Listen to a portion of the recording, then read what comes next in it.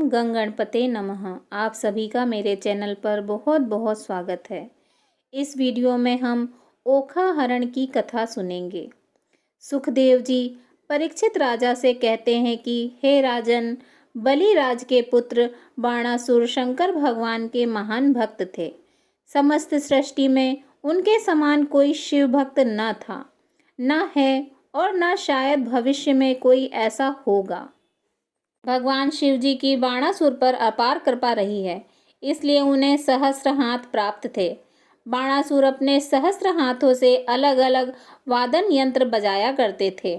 कठोर तपस्या के उपलक्ष्य में जब भगवान शिव ने उन्हें वर मांगने को कहा, तब बाणासुर ने कहा, आप मेरे नगर की रक्षा करो। इस पर भोलेनाथ ने उनसे कहा, तथास्तु। जब भी युद्ध तुम्हारे द्वार खड़ा होगा, तब मैं सहायता के लिए अवश्य आऊँगा। एक समय की बात है जब बाणासुर को किसी से युद्ध करने की तीव्र इच्छा हुई, लेकिन उस समय उसके सामने लड़ाई के लिए कोई योद्धा तैयार नहीं हो रहा था। तब बाणासुर भगवान शिव जी के पास गए।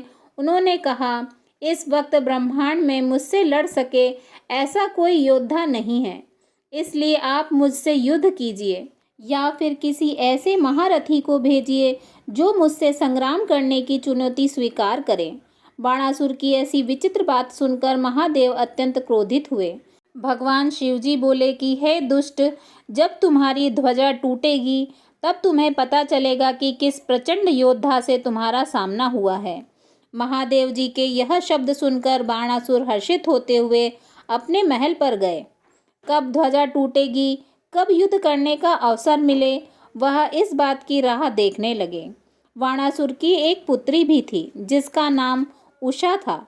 उसे ओखा के नाम से भी पहचाना जाता था। वह एक रात स्वप्न देख रही होती है। स्वप्न में वह अनिरुद्ध को देखती है, जिससे उसका विवाह हो रहा होता है।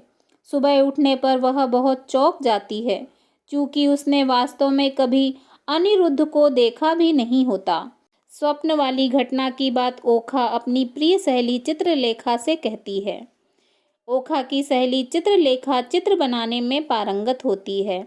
ओखा के वर्णन अनुसार वह एक हूबहू चित्र तैयार कर देती है और उसे ओखा को दिखाती है। ओखा तुरंत उस मनमोहक चित्र को देखकर बोल पड़ती है कि स्वप्न में मेरा विवाह जिस युवक से हो रहा था, यह वही युवक है।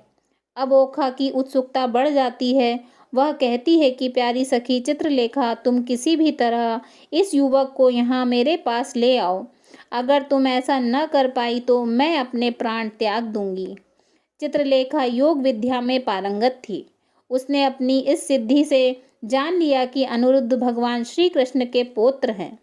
इसके बाद वह आकाश मार्ग से द्वारिका नगरी की ओर उड़ चली ताकि अनिरुद्ध का हरण कर सके। लेकिन द्वारिका में आकर अनिरुद्ध का हरण करना इतना भी सहज नहीं था। वहां पर भगवान श्री कृष्ण के सुदर्शन चक्र का पहरा था। चित्रलेखा अभी कोई उपाय सोच ही रही थी कि वहां नारद जी आ पहुँचे। चित्रलेखा और नारद के बीच कुछ संवाद हुआ। फिर उसके बाद नारद मुनि पहरेदार सुदर्शन चक्र के साथ संवाद करने का प्रयास करने लगे। इसी स्थिति का लाभ उठाते हुए चित्रलेखा द्वारिका में दाखिल हो गई। महल के भीतर जाकर उसने अपनी योग विद्या की मदद से अनिरुद्ध को पलंग समेत उठा लिया और शोणितपुर ले आई, जहां उसे ओखा के महल में रख दिया। एक दूसरे के बारे में जानने के उपरांत दोनों के मन जुड़ गए। वह एक दूजे को खूब पसंद करने लगे थे। इसलिए ओखा और अनिरुद्ध गुप्त रूप से एक दूसरे की संगत में रहने लगे। कुछ समय बाद ओखा के शरीर में कुछ बदलाव देखकर किसी द्वारपाल को शंका हुई और उसने यह बात बाणासुर को बता दी। गुस्से में आग बबूला हुए बाणासुर ने पूरे महल में तलाशी करवाई। इस दरमियान उन्होंने अनिरुद्ध को वहां पाया और उन्हें पकड़ने के लिए सैनिकों को भेजा। इस पर अनिरुद्ध ने पास लगे दरवाजे का एक हिस्सा उठाकर बाणासुर के सैनिकों को लहूलुहान कर दिया, जिसके बाद बाणासुर का गुस्सा 7वें आसमान पर जा पहुंचा। उसने अनिरुद्ध को नागपाश में बांध लिया। दूसरी तरफ द्वारिका में अनिरुद्ध को न पाकर सब चिंता में पड़ गए। तभी नारद जी ने वहां पहुंचकर अनिरुद्ध के बारे में सूचना दे दी। इसके बाद यदुवंशी सेना समेत बलराम जी और भगवान श्री कृष्ण सब शोणितपुर पहुँचे। इन सब ने मिलकर बाणासुर की भव्य नगरी को चहुं ओर से घेर लिया। बाणासुर भी अपनी शक्ति के मद में चूर था। ऊपर से वह अपमानित भी महसूस कर रहा था।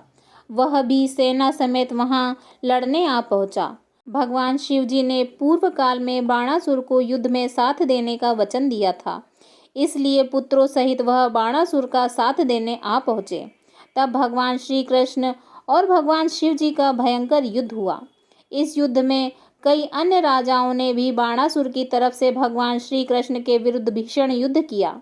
अंत में बाणासुर और भगवान श्री कृष्ण का भयंकर युद्ध हुआ, जिसमें भगवान श्री कृष्ण ने सुदर्शन चक्र से बाणासुर के कई हाथ काट दिए।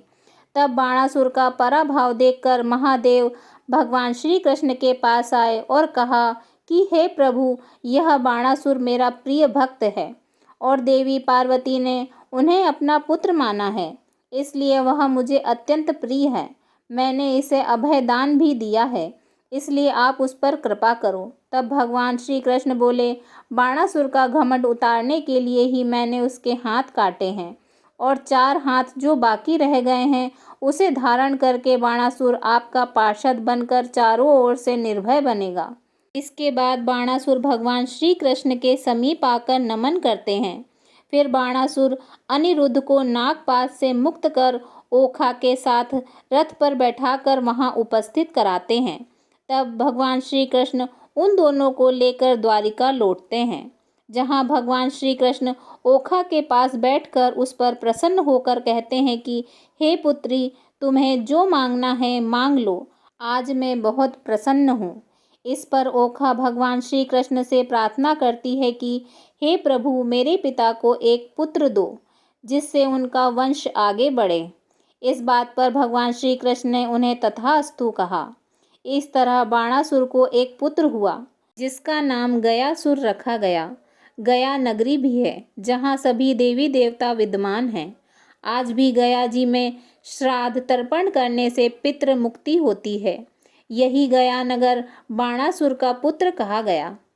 तो इस तरह भगवान श्री कृष्ण ने सबकी लाज रखी और बेड़ा पार किया। इस पावन कथा को जो भी भक्त सुनता है उसका कल्याण होता है। इस कथा को सुनने से हर और हरि की कृपा प्राप्त होती है तथा सारे कष्ट दूर होते हैं। बोलिए भगवान श्री कृष्ण की जय। हर हर महादेव शिव शंभू। ओखा हरण की रोचक कहानी चैत्र माह में पढ़ने और सुनने का बड़ा महत्व है। आपको यह कहानी कैसी लगी, कमेंट कर ज़रूर बताएं।